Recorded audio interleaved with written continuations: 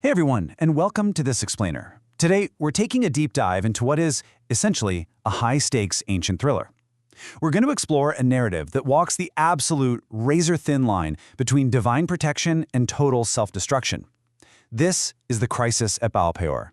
And look, this isn't just some dusty historical footnote. It's a profound, intense case study on how external threats usually pale in comparison to internal collapse, and what it actually takes to save a system when its leaders completely freeze in terror.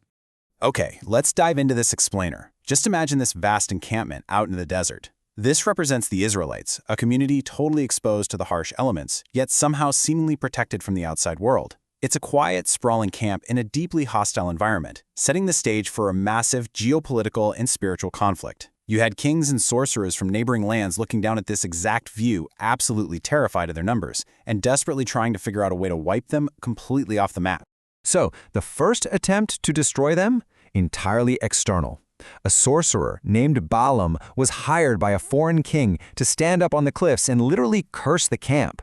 But, as this famous quote shows, the divine system completely hijacked his intentions. Balaam tried to use his magic, his political manipulation, but he found his mouth forced by a higher power to utter words of ultimate blessing and protection. Instead, he ended up describing their tents as magnificent trees planted by God by abundant waters. So yeah, the external attack was an absolute categorical failure. And this brilliantly illustrates a terrifying pivot that was about to happen. The enemy realized something absolutely crucial. If you can't curse them from the outside, you make them rot from the inside. This is the sudden dark collapse at Shittim. We're using some fairly mature, gritty visuals here because the reality of this story is intensely visceral. The most dangerous threat wasn't a sorcerer's magical words. It was the raw physical seduction of the Moabites. The camp simply began to destroy itself. The contrast here is just stark. On one side, we have the external threat, Balaam's calculated mystical formulas that just dissolved into thin air. On the other side, internal collapse, tangible physical corruption. The Israelites were lured into the cult of Baal Peor, and they didn't just adopt a new philosophy. They engaged in illicit physical relations and consumed tainted, blood-filled sacrifices. It was a rapid descent into pure materialism and moral decay. They were basically welcoming an energy of absolute chaos right into their sanctuary. Collapse from within, the rot at the core of the camp. So the crucial point is that when the protective code of a community is breached, it is rarely a clean break. It is messy, it's fast, and it's devastating. And there's this fascinating clue nestled in the ancient language itself. The text connects the word kuba, which means the physical tent, or the inner chamber where the transgression took place, with the word keva, meaning the stomach or the gut. It's an incredible etymological link. It shows us that the corruption started in the belly, literally consuming the raw, bloody sacrifices of Baal Peor, and then moved to the physical tent of illicit acts. They were rotting their community from the gut outward. And we really have to understand what Baal Peor actually was. This wasn't just some localized, harmless statue. Baal Peor was a deity of the wild, open, desolate wasteland. Think of it kind of like the Egyptian god Set. It represented raw destruction, chaos, blood, and a complete reversal of order. By embracing this cult, the Israelites were effectively grabbing the chaotic, deadly energy of the desert and pulling it directly into the heart of their highly structured camp. And the result of welcoming that chaos in? It was instantaneous and it was catastrophic. 24,000. That's the death toll. 24,000 people died in a plague that immediately swept through the camp as a direct consequence of this betrayal. We really have to pause and reckon with those stakes for a second. While the leaders were just standing by, watching their moral code be violated, tens of thousands of people were dropping dead. The system was entirely drowning in its own illusion and weakness. Breaking the fatal silence, a single act of surgical mercy. It's a question that honestly applies far beyond this ancient story. When a community is drowning in a crisis and the designated leaders are literally frozen in fear, weeping at the entrance of the tent of meeting, doing absolutely nothing to stop the bleeding, who steps up? Because the establishment completely failed here.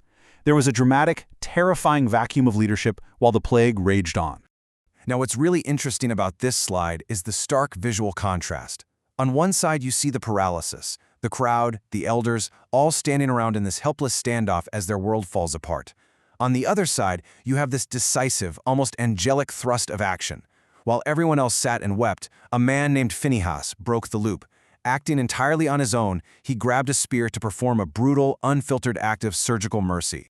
Let's break down exactly what this uncompromising strike looked like. Phinehas, who was the son of Eleazar and the grandson of Aaron, didn't wait for permission. He didn't form an exploratory committee, and he certainly didn't worry about public opinion. When he saw an Israelite man openly bringing a Midianite woman into the camp, he grabbed his spear, tracked them directly into the kuba, that inner tent of transgression we talked about earlier, and pierced them both right through. It was a shocking act of righteous zeal for sure, but the result was undeniable. The plague stopped instantly.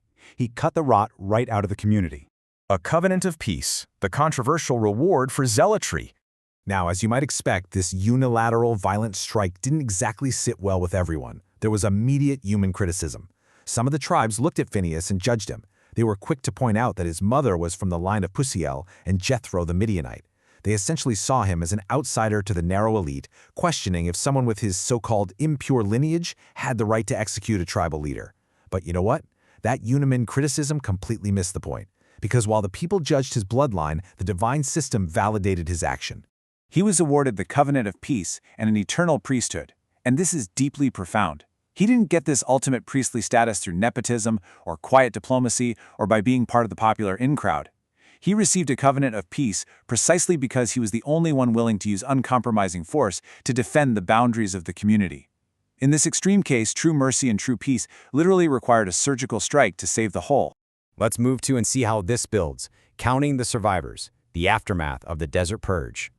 Once the plague is halted and the dust finally settles, order has to be restored. So a new census is mandated to assess the remnants of the camp, specifically the men over 20. This wasn't just administrative paperwork. It was a sobering documentation of those who actually survived the desert's purging fire. If you look at the numbers, you'll notice the tribe of Simeon suffered staggering, heavy losses. Why? Well, Zimri, the man Phinehas killed, was a leader of the Simeonites.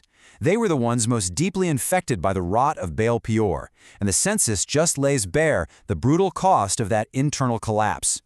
Which brings us to a place of chilling yet profound clarity. Look at this peaceful sunrise over the recovering camp. Think about it.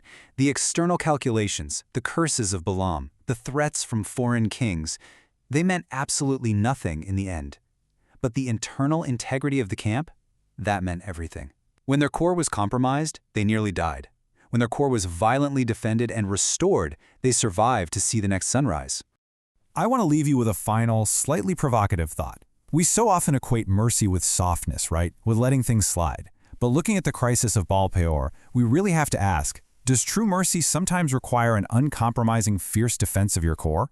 When the rot sets in, is the most merciful act actually the one that cuts it out before it consumes everything? It's a heavy question about the incredibly complex balance between violence, survival, and peace.